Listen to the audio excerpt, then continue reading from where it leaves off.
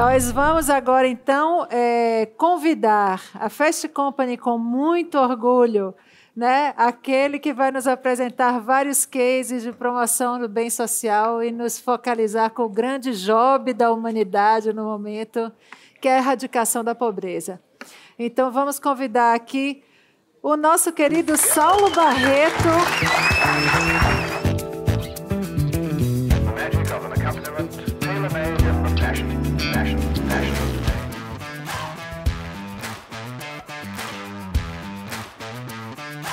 Como ela já disse, meu nome é Saulo Barreto.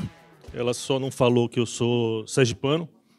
Eu gosto sempre de falar isso porque isso me dá um certo grau de exclusividade. Eu duvido que tenha na plateia algum outro sergipano. Se tiver, por favor, não levante a mão. Eu estava um pouco preocupado porque a gente teve metaverso, bilhões de reais em venture capital, mas essa moça salvou. Eu estava preocupado com o que eu ia falar e ela trouxe a questão humana e é exatamente isso que eu vou abordar, porque eu vou falar sobre pobreza.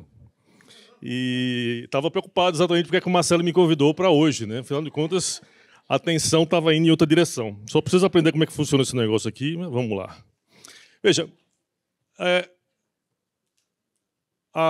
eu tenho uma carreira acadêmica, mas eu abandonei tudo, perdi a paciência com a universidade, pedi demissão, fundei o IPTI em São Paulo.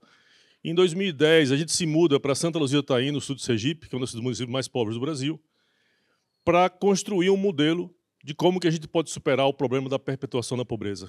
Esse é o nosso grande sonho. Porque eu acho que o maior problema da humanidade não vem de vírus. A maior doença da humanidade não está associada a vírus ou bactéria. Está associada à pobreza. E, no caso, eu falo pobreza humana.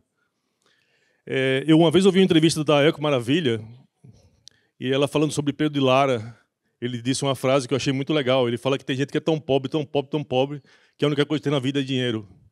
Eu acho que isso define muito a nossa pobreza humana, e que, se a gente não resolver, nós estamos todos em risco de extinção. Aliás, a raça humana está num processo bem acelerado de extinção, de autoextinção. Eu, outro dia, estava andando em um lugar e vi uma moça com uma bolsa, tipo, vamos salvar o planeta. Eu falei, realmente, nós somos muito arrogantes. A gente tem uma sensação de centralização no homem, como se nós fôssemos a coisa mais importante do universo. E nós somos absolutamente, completamente insignificantes. Vamos salvar a raça humana, porque o planeta vai continuar. Talvez mais esburacado, com menos diversidade, de outra forma, mas ele vai, talvez, estar melhor sem a gente. Então a gente precisa cuidar do ser humano. E aí, o primeiro ponto é a gente mudar a nossa mentalidade do que é pobreza. O IPTI, como eu falei, está lá em Santa Luzia desde 2010, e a gente tem uma filial em Nova York desde 2016, onde a gente faz um evento anual, e, obviamente, eu falo para pessoas que têm muito dinheiro. E eu falo assim, pobreza, ela é o nosso padrão mental. Quando a gente fala de assistencialismo, a gente associa isso muito àquela pessoa que está numa comunidade muito pobre. Mas a pessoa, quando quer ajudar, ela também traz uma mentalidade assistencialista. Ela tende a levar para as pessoas o que elas imediatamente estão precisando, até como uma forma de digamos, premiação. Ou ela tem a tendência, eu chamo de arrogância não intencional, de querer para dizer para as pessoas o que ela deve fazer. Eu digo sempre, se ela soubesse o que ela tinha para fazer, ela já tinha feito, talvez fosse mais rico que você. Então, esse padrão de pobreza é o... A outra questão é a visão de curto prazo. Todos nós queremos fazer alguma coisa socialmente que resolva o problema imediatamente. E isso não resolve. Eu comparo muito você querer ajudar na transformação social quando você tem um filho. Você tem um filho, você vai passar 20 anos, no mínimo, cuidando dele ou dela todos os dias, tentando fazer o seu melhor, na sua perspectiva do que é felicidade para ele, e você não sabe se vai dar certo. Mas você não desiste nenhum dia, mas você sabe que no mínimo 20 anos você vai ter que se dedicar. Quando você vai para uma comunidade, você vai lá e bota uma grana, que é que depois de 18 meses a coisa mude. Isso não acontece. Então, o primeiro ponto que a gente faz é mudar a nossa mentalidade. Seja de investidor social, seja da própria comunidade. E aí, outra coisa que eu acho difícil, e aí foi muito engraçado, quando a gente começou o IPTI em Santa Luzia do Itaim, obviamente eu venho para São Paulo frequentemente, já morei aqui, adoro poluição, eu digo isso frequentemente. Eu moro num sítio, eu comprei um balão de monóxido de carbono, que às vezes eu dou uma respirada para me sentir bem. Enfim, é um absurdo, é muito oxigênio. E a minha principal dificuldade no começo é o seguinte, pô, mas você está em Santa Luzia do Itaim. Eu falei, não, há um equívoco, eu estou no planeta Terra. Agora, eu preciso do endereço. E Santa Luzia é exatamente a célula. Se você quer mexer num corpo, comece a mexer na célula, para você arrumar esse corpo. Porque senão você não consegue fazer isso. Então, essa foi uma das decisões estratégicas da gente, Lá em 2010, quando a gente largou São Paulo, né, a gente já estava há alguns anos, e nos mudamos para um dos municípios menores e mais pobres do Brasil. Porque esse município representa o padrão de pobreza que nós estamos acostumados. E aí eu vou começar a mudar esse nome de pobreza, vou chamar de comunidade subestimada, porque a potência está lá, não existe comunidade carente ou vulnerável, o que falta é oportunidade para as comunidades se desenvolverem. Então, e aí o que me incomoda profundamente, quem tenta fazer investimento social, é que cada um está olhando para o seu próprio umbigo. Pode ser a sua região onde a sua empresa está instalada, pode ser a sua vizinhança. E, na verdade, a gente se esquece que o mundo está cada vez mais globalizado, mas sempre esteve globalizado. Então, qualquer pobreza no mundo nos afeta diretamente. E a gente precisa sair dessa tentativa de ficar resolvendo coisas usando band-aids e começar a olhar de uma maneira mais sistêmica, mais holística e mais de longo prazo de como a gente, de fato, resolve a pobreza na humanidade, se a gente quiser nos salvar. A primeira coisa é a iniciativa de longo prazo. Não se resolve problemas complexos, como são os fatores que causam a madeira da pobreza, resolvendo coisas de curto prazo. E nós temos um grande problema. Se alguém aqui é de ONG, sabe que nosso padrão de investimento para projeto é por ano, por projeto, 18 meses, 36 meses. Você não resolve nada ainda, você faz uma pequena mudança naquele processo. Então, a gente trabalha sempre com coisas de longo prazo. Outra coisa é trabalhar todos os problemas que afetam a armadilha da pobreza naquela região. Não adianta nada eu resolver somente a questão da educação se eu não tiver uma boa saúde, se eu não tiver uma boa oportunidade de renda. Então, hoje, esse é um grande problema. A gente vai para comunidades, a gente vai para regiões, a gente trabalha com projetos. Normalmente, aquela coxa de retalho não integrada ou tendo diversos casos incríveis no Brasil de grandes inovadores sociais, mas que, na verdade, não olham da maneira holística ou não têm a oportunidade de olhar também, que é outro problema. Eu vou chegar já na questão sistêmica. E aí vem a terceira coisa que eu acho que talvez seja mais importante. Transformação social só acontece quando a comunidade é protagonista da mudança. Esse é um mantra que eu aprendi nesses 12 anos e ele é fundamental. Se você não coloca a comunidade como a construtora da própria solução, você está sempre fazendo uma intervenção social, que vai durar enquanto dura a sua transferência de energia, seja ela financeira ou o seu próprio suor e sangue. E isso é muito difícil, porque as comunidades, quando a gente está falando dessas comunidades, dessas regiões que a gente considera subestimadas, elas não querem necessariamente isso.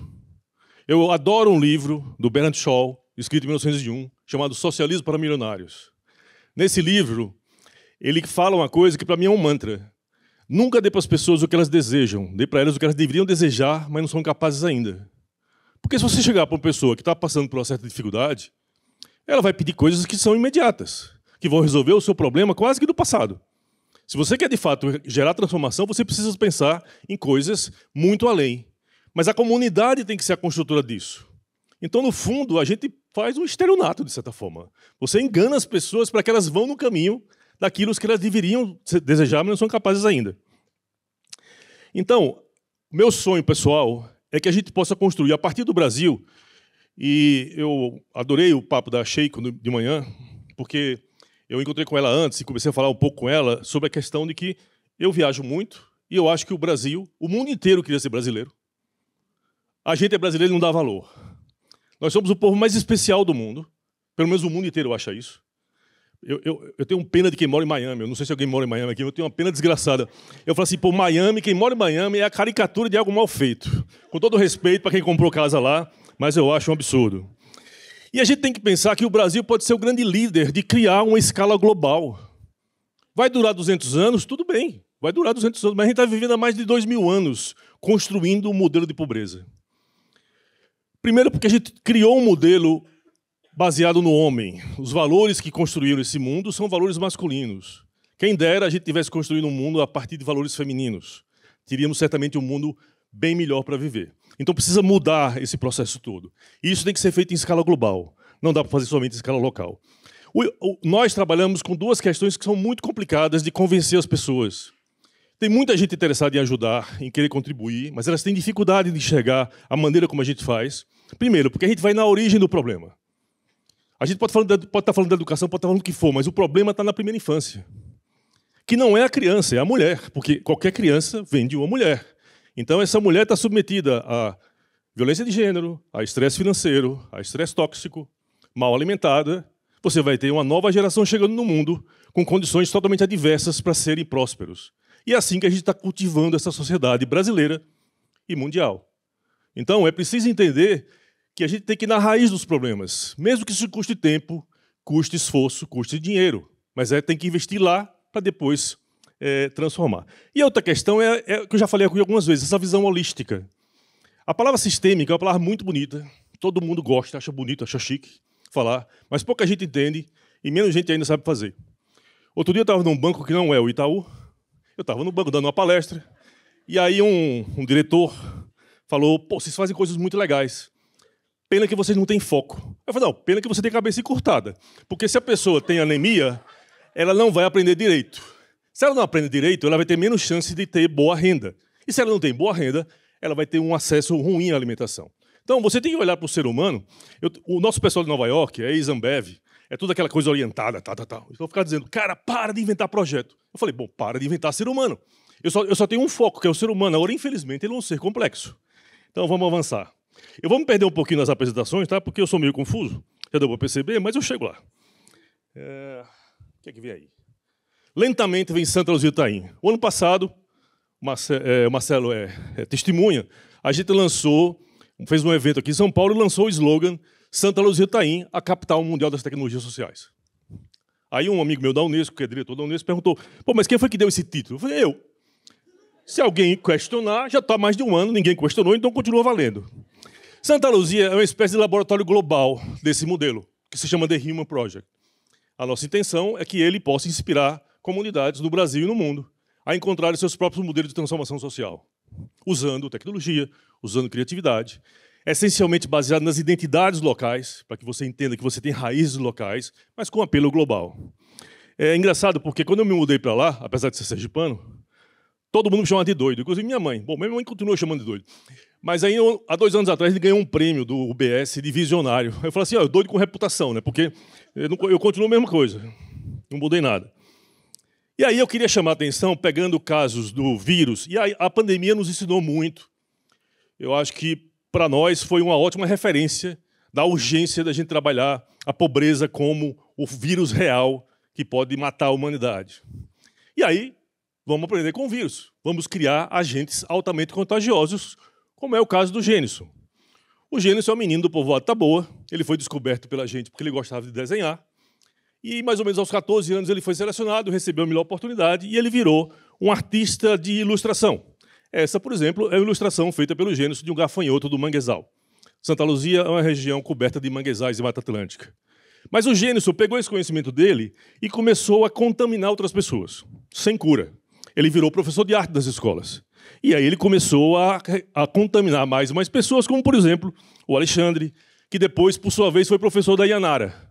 Então, dá para entender como é que você pega? Você pega, cria, seleciona a elite daquele lugar, aquelas pessoas que têm um talento especial para aquilo, dá a melhor oportunidade e trabalha com eles identidade e ética para que eles entendam a visão coletiva.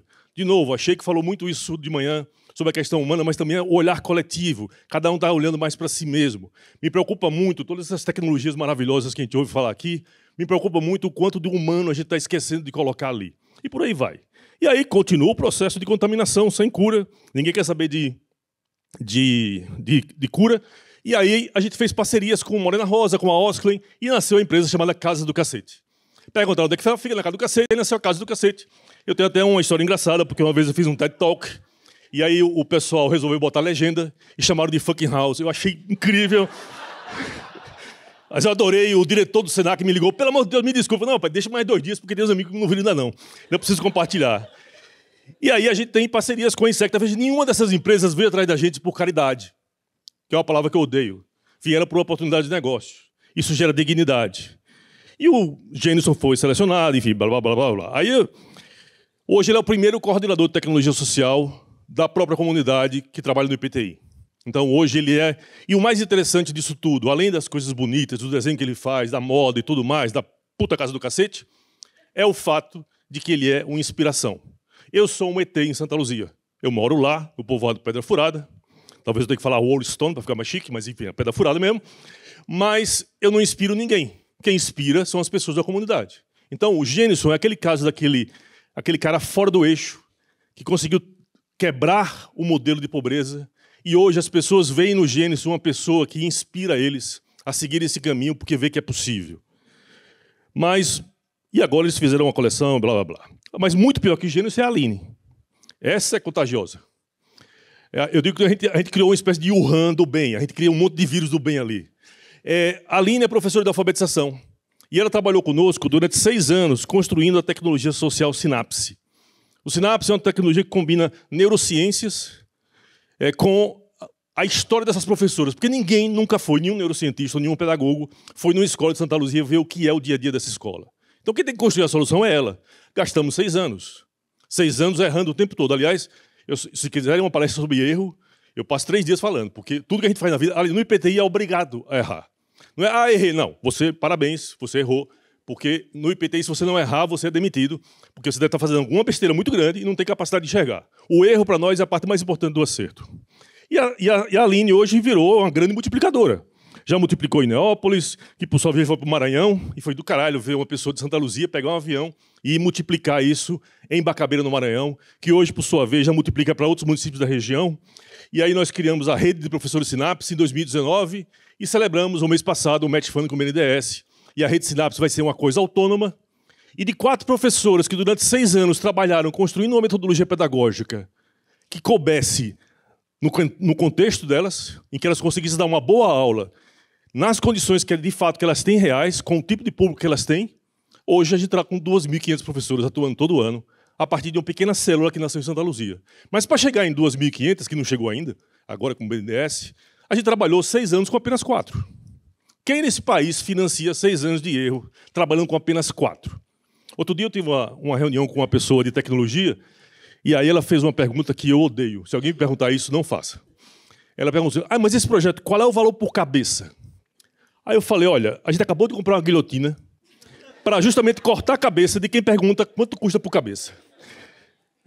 Bom, enfim, eu não tenho muito tempo para perder paciência com o tipo de pergunta. Então, o que a gente está tentando criar é esse processo de mudança de mentalidade para que a gente possa, de fato, gerar um sistema de transmissão social sustentável. A partir de uma pequena célula, como o Santa Luzia Itaim, que vocês nunca ouviram falar, mas a partir de hoje ninguém vai mais esquecer, e que hoje já reaplica tecnologias sociais em mais de 40 municípios do Brasil, pelas próprias pessoas de Santa Luzia, e hoje a gente está abrindo um escritório também em Londres para a gente começar a pegar o case de Santa Luzia e começar a multiplicar em outras comunidades, onde empresas e investidores têm algum investimento, mostrando que é possível fazer a transformação social a partir da própria comunidade. Para isso, por que a gente faz isso tudo? Porque a gente precisa despertar nas pessoas 2 coisas que são essenciais para a transformação e que estão muito ligadas à esperança, que é a paixão e a fé. Claro que eu não estou falando de fé religiosa, eu pessoalmente não tenho nenhuma, posso até dizer que eu detesto todas, mas tudo bem, isso é outra questão. Mas o que a gente quer fazer, na verdade, é criar transformadores sociais que tenham autonomia e tenham o desejo de inspirar. Essa energia, ela é muito forte, mas ela não nasce de cima para baixo. Ela tem que vir a partir da alma da pessoa que você de fato faz. Eu gosto muito da missão do IPTI, que a gente aperfeiçoou com o tempo. O nosso papel é revelar o papel criativo e transformador das pessoas, para que elas façam a diferença na sua comunidade, no Brasil e no mundo. A gente não faz nada, a gente faz apenas revelar o que as pessoas têm de fato. Porque a gente busca a felicidade. Eu espero um dia viver num mundo feliz. E a gente se esquece que ser humano é simplesmente ser mais humano. Esse é o nosso papel aqui. Cara, vocês imaginem todos vocês no meu lugar, vivendo o que eu vivo cotidianamente, e não no começo que foi foda para poder conseguir apoio. Mas hoje que a gente está conseguindo mais resultado, o que eu ganho de retorno com as coisas que eu faço lá e com a minha equipe faz é simplesmente inexplicável.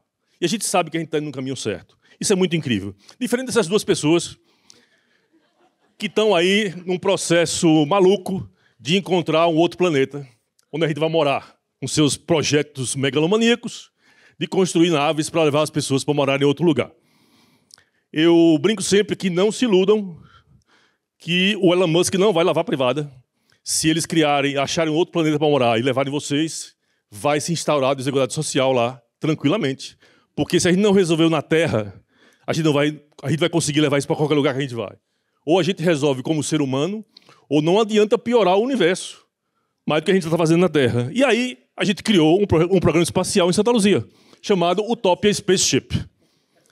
Para quem não quer ficar para trás do Elon Musk e do Jeff Bezos, por favor, venham para o Utopia Spaceship, que nada mais é do que nós mesmos.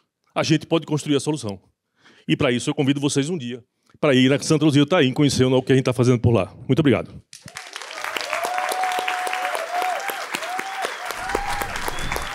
Que maravilha! Que maravilha! Gente, uma perguntinha aqui. Quem vai embarcar no Top Spaceship right now? Vou aqui. Oi. Prazer, eu sou o Pedro. Eu fiquei muito, muito curioso, Saulo, para saber mais histórias desses replicadores. A gente está vendo hoje a quantidade de inovação e de tecnologias que isso é usado. Para mim, o conteúdo e a forma que a gente consegue replicar pensamentos e tecnologia social é através também do conteúdo de plataformas digitais, que não é só dancinha ou só trendzinha. Dá para se contar histórias dentro das plataformas digitais que são disponíveis para todos, estão na palma da mão de todo mundo. O que você entende, se isso é possível, de trazer essas histórias dessas pessoas para contar e falar e espalhar isso? E se você entende que a EPTI vê isso, vê uma plataforma digital de alguma forma, as mídias sociais de alguma maneira de ir plantando isso a esses replicadores através... Talvez eu faça parte já da Utopia Spaceship antes sequer. Bom, seja bem-vindo. Eu sou um ferrenho inimigo das redes sociais, não tenho nenhuma. Demorei muito para permitir que o IPTI tivesse, mas como eu não mando no IPTI, eu sou apenas um fundador. Hoje a gente tem Instagram e Facebook, e a gente está migrando para um modelo mais de contação de histórias, porque se a gente quer contar para as pessoas essa experiência, e a gente passou 12 anos... Veja, a gente nunca apareceu, nem em Sergipe o pessoal sabe que a gente existe. É sério, às vezes eu vou tomar... Pô, vocês estão aqui? Eu falo, estamos. Porque a gente acha que a invisibilidade é um patrimônio. Para você fazer o que a gente fez, se a gente aparecesse em televisão e o Diaba 4, você ia ganhar logo vitrine para as pessoas poderem jogar pedras, porque elas querem logo resultado de imediato. Ninguém consegue entender processo de transformação. Eu tenho um amigo que trabalhava no Pátria, o Edson, e ele fazia pão. Ele faz pão, como hobby. Ele falou assim, o que vocês fazem é mais ou menos como... A visão das pessoas é mais ou menos quando você não sabe fazer pão, e você resolve fazer o seu levain, porque ficou chique fazer pão, e aí você vai lá e faz o pão. Você faz aquele negócio todo e deixa lá.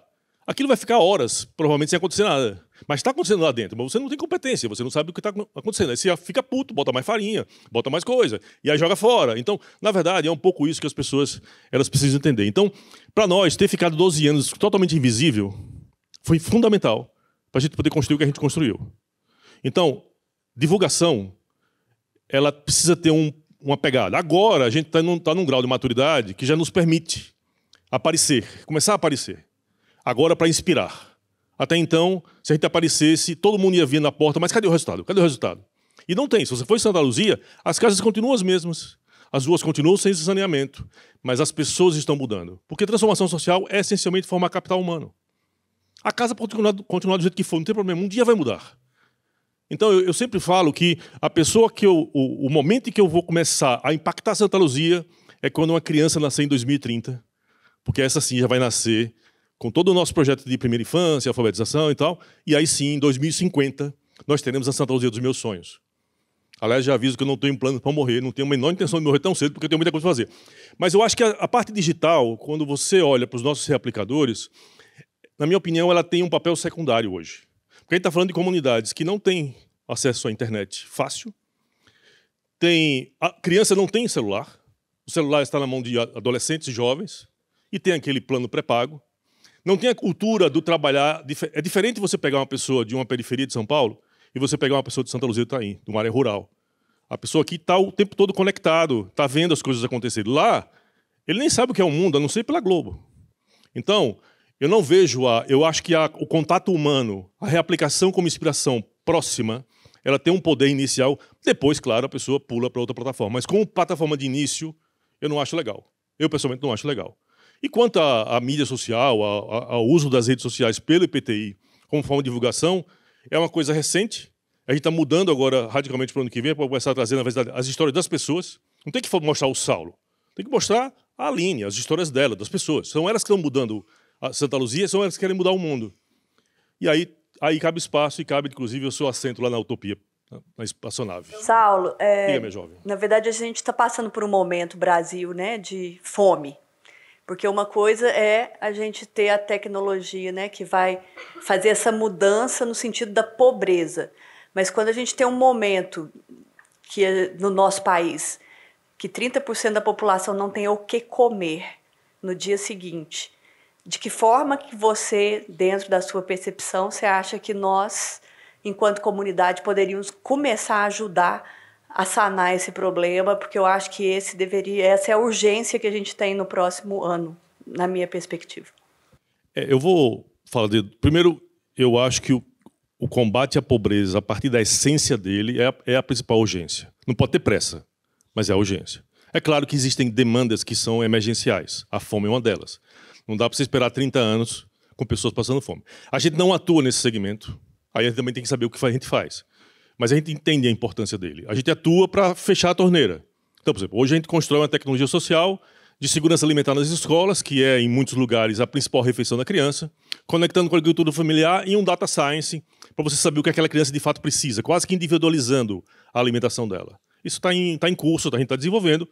Mas eu fui chamado outro dia para um debate sobre fome e me disseram que o tamanho do desperdício no Brasil é 8 vezes o tamanho da fome. Então, eu acho que isso passa por uma consciência coletiva de que é preciso que a gente comece a se engajar num processo de empatia, porque comer é a primeira necessidade de todo mundo. Não é o nosso foco de atuação. A gente trabalha para que todo mundo esteja bem alimentado no foco da criança e do adolescente, que é a nossa prioridade. Assim como, por exemplo, eu não trabalho com jovem. Jovem assim no sentido do ensino médio. Não, minha preocupação é que toda criança venha desde antes de nascer, antes de ser concebida na barriga da mãe, até os 8 anos de idade de maneira plena. E aí ela vira empreendedora. Mas por quê? Porque eu preciso olhar para a torneira. Então eu não quero pensar que um dia o país vai continuar tendo analfabetos ou analfabetos funcionais. Então isso é uma outra... Aí entra o Saulo Barreto, não o IPTI. Aí eu acho que precisa de um engajamento coletivo da nação, porque é uma vergonha um país como o Brasil, que produz tanto, ter alguém passando fome. É literalmente uma vergonha. E aí eu acho que tem uma coisa... Eu li um livro uma vez que me recomendaram chamado Revoluções Morais. É preciso fazer uma revolução moral sobre isso. Porque todo mundo acha é isso mesmo, mas ninguém se move. Porque a gente acha que não tem solução. A criminalidade é um absurdo nesse país. É mais que uma guerra. A gente não se move. Mas a inflação também era um absurdo. Quando apareceu o Plano Real, que é uma solução bem simples, apesar de ser muito complexa, a gente começou a se indignar. Hoje a pessoa se indigna quando tem inflação. Eu acho que a gente precisa criar uma revolução moral para alguns aspectos que são públicos, como a fome. É inadmissível um país como esse ter fome. Mas precisa de um engajamento das pessoas com empatia. Como IPTI, como Centro de Inovação, não é a nossa prioridade. A nossa prioridade é que as pessoas que vêm nas futuras gerações não tenham esse problema.